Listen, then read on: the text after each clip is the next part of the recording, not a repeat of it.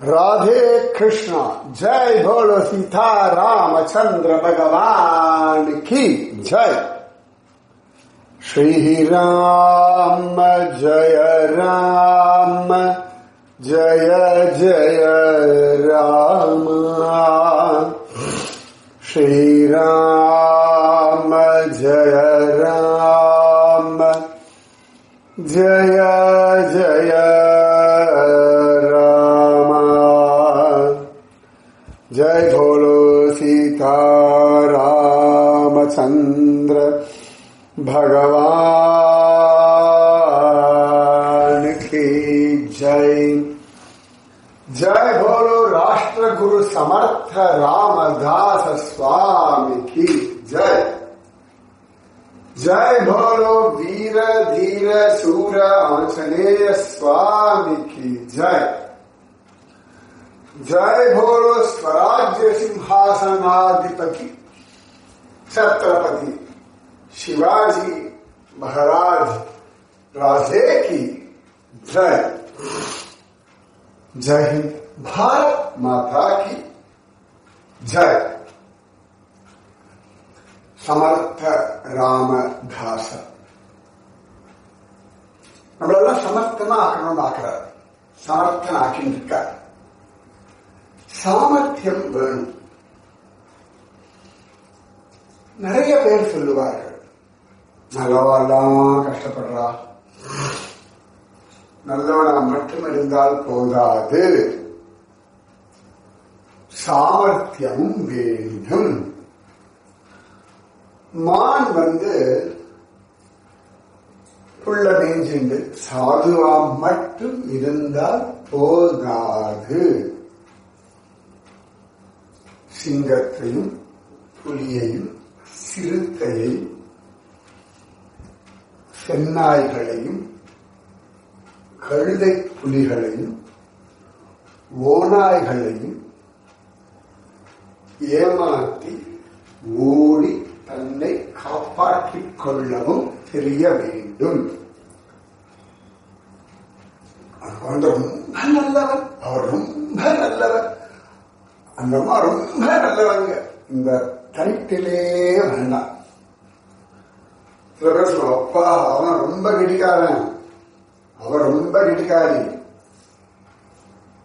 இதுல என்ன தப்பு இருக்கு? அவனவன் தன் வாழ்க்கைய தான் காப்பாத்திக்கத்தான் வேணும். கடவுள் திறமையை கொடுத்திருக்கார், புத்திய கொடுத்திருக்கார், சாமர்த்தியத்தை கொடுத்திருக்கார். நாம தான் உபயோகப்படுத்திக் கொள்ளணும். இதெல்லாம் மாற்றமே கிடையாது. சாமர்த்தியசாலி இல்லைன்னு தப்பு இருக்கு. மரத்துக்கும் சாமர்த்தியம் உண்டு, கொசுவுக்கும் சாமர்த்தியம் உண்டு.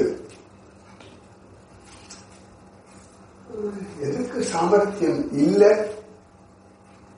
எல்லாத்துக்கும் இருக்கு. இப்ப கூட கொஞ்ச நாள் முன்னாடி ஒரு சின்ன வீடியோ பார்த்தேன். ஒரு சிறுத்தை ஒரு மானை பிடிச்சு வச்சிருக்கு. கடிச்சு சாப்பிடல, மானுடைய அதுல ஒரு ஹைனா கழுதை புலி, கழுத புலி வந்தது. அது சிறுத்தையை விரட்டிட்டு அது அப்படியே மான் அப்படி இப்படி கடிச்சு பார்த்தது. அப்புறம் சிறுத்தை வந்தது, இந்த மானை எடுக்கிறாங்க. அதுக்குள்ள இந்த கழுத புலி துரத்த போச்சு. இந்த காப்புல எழுந்து ஓடிட்டு பாருங்க மானு. சூப்பர்ல, செத்தா மாதிரி நடிச்சு தன்னை காப்பாற்றிக் கொண்டது. இது தர்மம். இது ஏமாத்தலாம் கிடையாது. இது தந்திரம். இருக்கட்டும், தந்திரமாவே இருக்கிறது. அப்ப நம்மள அழிக்கணும், இல்லைன்னா அசிங்கப்படுத்தணும், அவமானப்படுத்தணும், ஏதோ நினைக்கிற நெகட்டிவா நம்ம மேல யாராவது பாயரா வச்சுக்கோங்களேன்.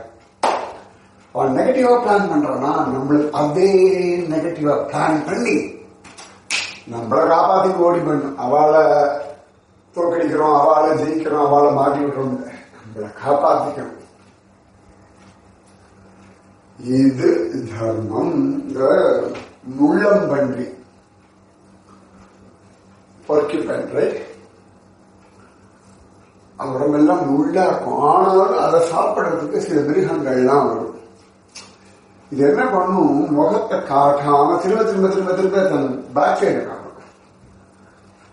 அங்கதான் முள் இருக்கு, முகத்துல முள் பெருசா இருக்காது. அப்ப இந்த சிறுத்தை நிறைய கை வச்சுனா முள்ளெல்லாம் காலில் குத்திக்கும். கடிக்கிற வாயிலெல்லாம் முள்ளு குத்தினா அப்படியே உட்காந்து அதுக்குள்ள இந்த முள்ளம் பன்றி ஓடி போயிடும். ஒவ்வொரு ஜீவனுக்கும் தன்னை காப்பாற்றிக் கொள்ளப்படியான முழு அதிகாரம் தெய்வம் கொடுத்திருக்கிறது. சரியா? நல்லா அவளை காப்பாற்றிக்கோங்க. உங்களுக்கு வேண்டியதை நல்லா வாங்கி அனுபவிச்சுக்கோங்க. உங்களுக்கு வேண்டியதை அழகாக நடத்தி கொள்ளும் சாமர்த்தியம் உங்களுக்கு உண்டாகட்டும்.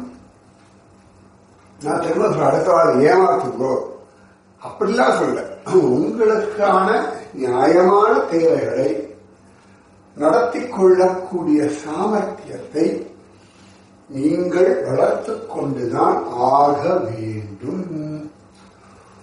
உலகம் நீங்கள் நல்லவர் என்பதற்காக எல்லாவற்றையும் அள்ளி கொடுப்பதும் இல்லை. பட்டணம்னா கொடுக்கும், அதை வச்சு என்ன பண்றது? பேரிச்சம்பளம் கூட கிடைக்காது. நிஜமாவே ஏதோ காஞ்சி போன தகரம் இருந்தா பேப்பர், பழைய பேப்பருக்கு கூட ஒரு பிரயோஜனம் உண்டு. உலகம் உங்களுக்கு தரும் பட்டங்களினால் உங்களுக்கு ஒரு நன்மையும் உண்டாக போவது இல்லை இல்லை இல்லை. ஜாலியாக சமர்த்தர், நிஜமாவே சமர்த்தர் தான். அழகா அற்புதமா ஜோரா ஒவ்வொரு விஷயத்தையும் விதவிதமா அணுகிறார். ஞாபகம் நிறைய பேர் நான் பார்த்துக்கேன். இந்த ஹஸ்பண்டு, ஒய்ஃப், அப்பா அம்மாக்கள் திரும்ப திரும்ப திரும்ப ஒரே மெத்தட்லயே தன் கூட இருக்கிறவாட சரி பண்ணணும்னு நினைக்கிறது, அவளுக்கு புரிய வைக்கணும்னு நினைக்கிறது.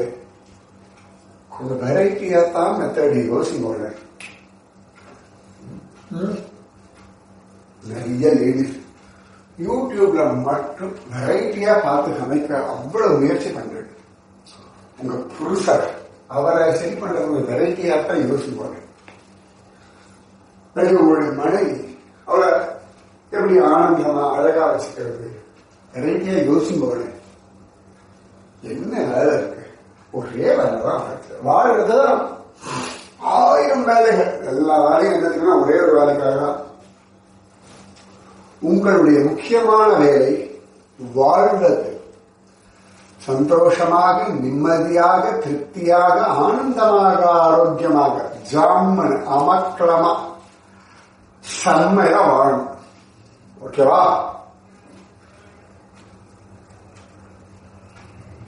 அதற்கு குரு ரொம்ப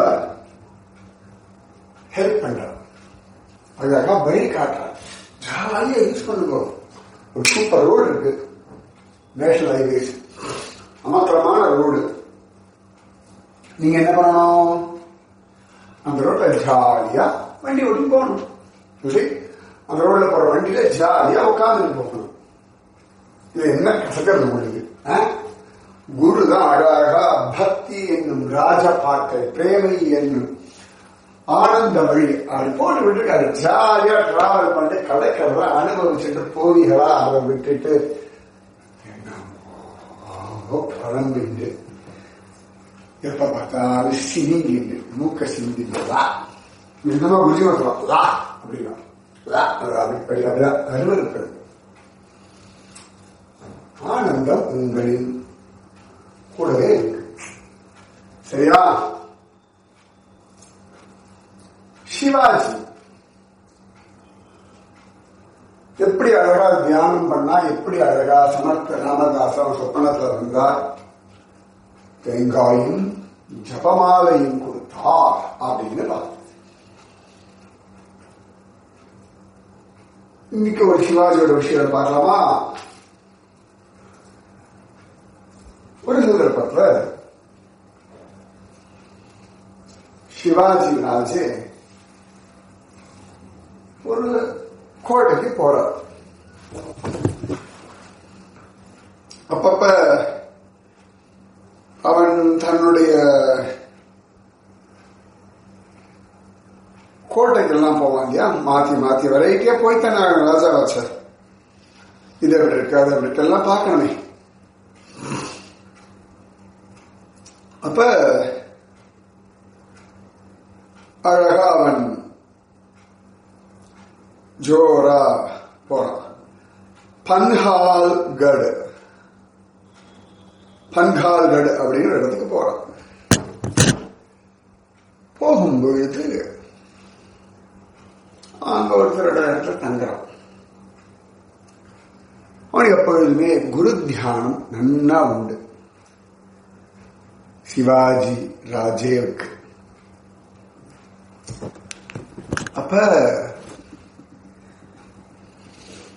சமர்த்த ராமதாசர் அவனுக்கு சொன்ன விஷயங்கள் இதெல்லாம் தியானம் பண்ணிண்டு, என் குரு எத்தனை விதமா என்னை பக்குவப்படுத்துறார், எவ்வளவு அழகா விஷயங்களை சொல்லிக் கொடுக்கிறார், அவர் சொல்றபடி நான் நடக்கிறேன். சும்மா குரு நீங்க அன்னைக்கு இப்படி சொன்னாலே, நீங்க இன்னைக்கு இப்படி சொன்னாலே. அதாவது ஒரு யோசனையிலையும் ஒரு நிதானம் வேணும். சில பேரு ஏதான அழகா விஷயம் சொன்னா, நேத்தி அப்படி சொன்னேல, இன்னைக்கு இப்படி சொல்றேல, ரெண்டுக்கு என்ன ரிலேஷன் பார்க்கணும். சொல்லப்பட்ட விஷயங்கள்ல இருக்க சாரத்தை கிரகிக்கணும். நிறைய பேர் உண்டு, நுனிப்புல் மேய்ஞ்சிட்டு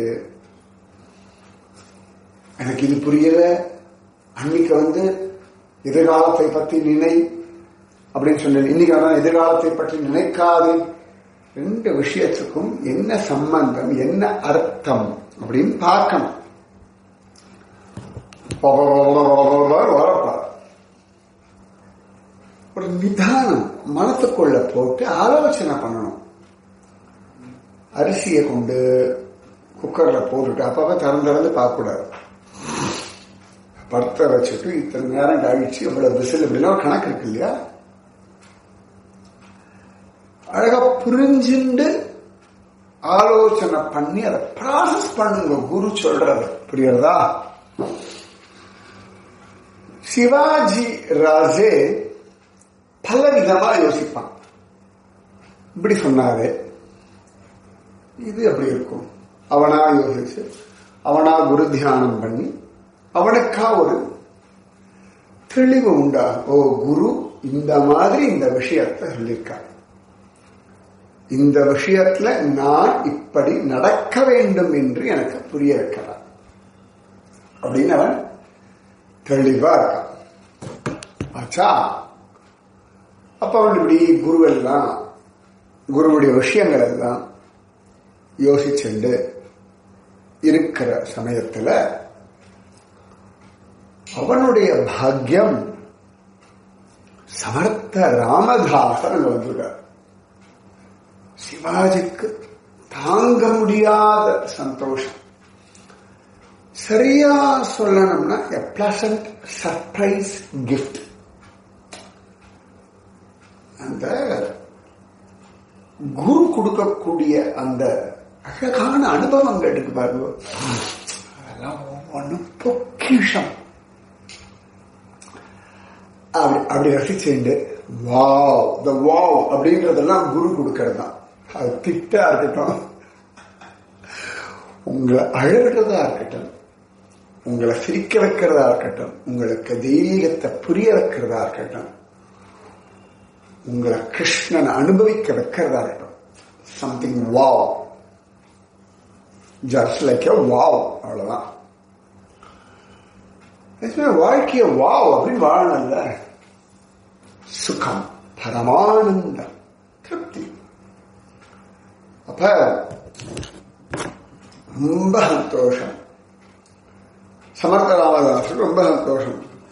ராஜையை பார்த்து எப்படி பார்க்க என்னெல்லாம் விசாரிச்சார். ரொம்ப சந்தோஷம். சமர்த்த ராமதாச எந்த ஒரு இடத்துலையும் ரொம்ப நேரம் தங்க மாட்டார், ரொம்ப நாள் தங்க மாட்டார். அப்பப்ப சங்கல்பப்படி போயிட்டே இருப்பார். ஓடி திரியும் யோகி அப்படித்தானே அவர். அப்ப கிளம்பலாம்னு பொழுது சிவாஜி ராஜை பிரார்த்திச்சிருந்தா, சுவாமி இன்னைக்கு ஒரு நாள் இருக்கும்போது கொஞ்சம் உங்க பஜனை எல்லாம் கேட்கணும், சத்தங்கள் எல்லாம் கேட்கணும். ரொம்ப வினயத்தோட, ஸ்ரத்தையோட, ஆசையோட அழகா கேட்டது. இந்த கேட்கிறது பிடிவாதமா இருக்கக்கூடாது.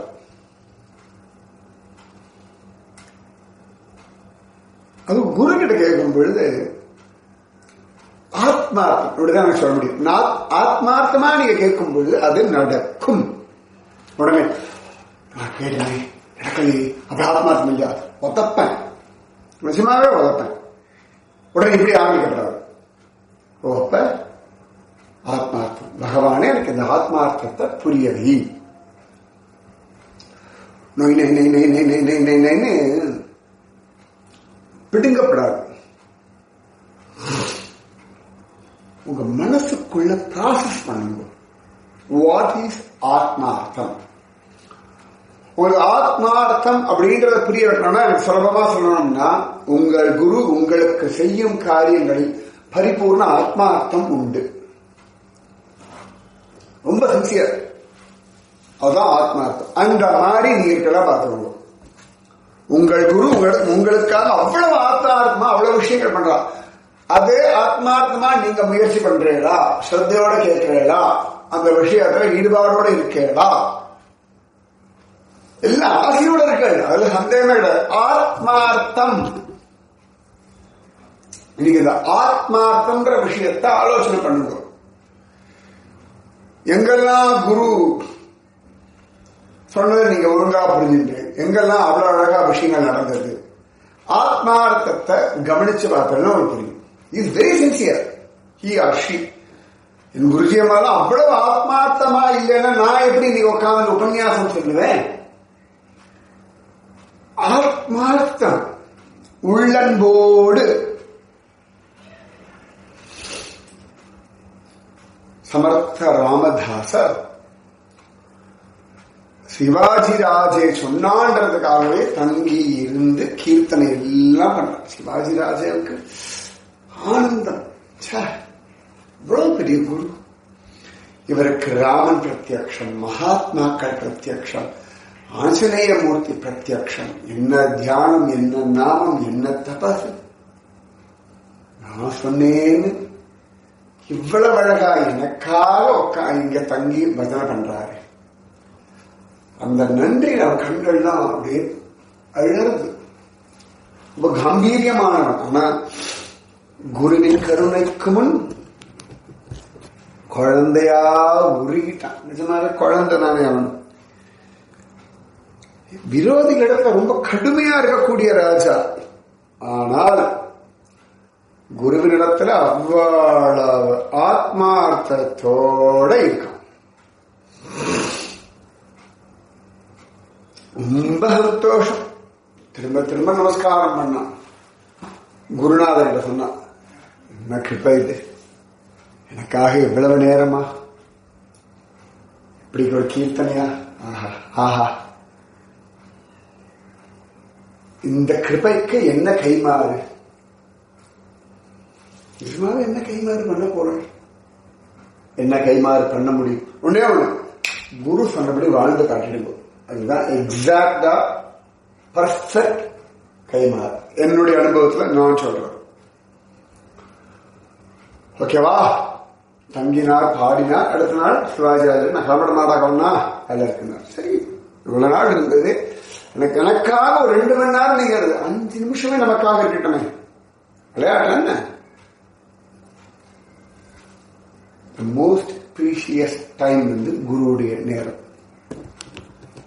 சிவாஜிராஜன் நன்றியோட நமஸ்காரம் பண்ண அழகா அவரும் கிளம்பினார். அடுத்த விஷயம் நாளைக்கு. ராதே கிருஷ்ணா. அப்புறம் வர சனிக்கிழமை சாயங்காலம் 6 மணியிலிருந்து 7 மணி வரைக்கும் பூந்தமல்லி திருக்கட்சி நம்பிகள் அவதார ஸ்தலத்துல வரதராஜர் கோவில்ல உபன்யாசம் இருக்கு. தலைப்பு பூவும் பெருமாளும். கட்டாயம் வாங்கோ, ஆனந்தமா கூடியிருந்து குளிர்வோம். சென்னை பூந்தமல்லி திருக்கட்சி நம்பிகள் அவதார ஸ்தலம் வரதராஜன் கோவிலில் சாயங்காலம். ஓகேவா? ராதே கிருஷ்ணா. ஸ்ரீராம ஜய ராம ஜய ஜய ராம. ஸ்ரீராம ஜய ராம ஜய ஜய ராம. जय बोलो सीता रामचंद्र भगवान की जय. जय बोलो राष्ट्रगुरु समर्थ रामदास स्वामी की जय. जय बोलो स्वराज्य सिंहासनाधिपति छत्रपति शिवाजी महाराज राजे की जय. जय हिंद भारत माता की जय. जय बोलो वीर धीर शूर आंजनेय स्वामी की जय. राधे कृष्ण.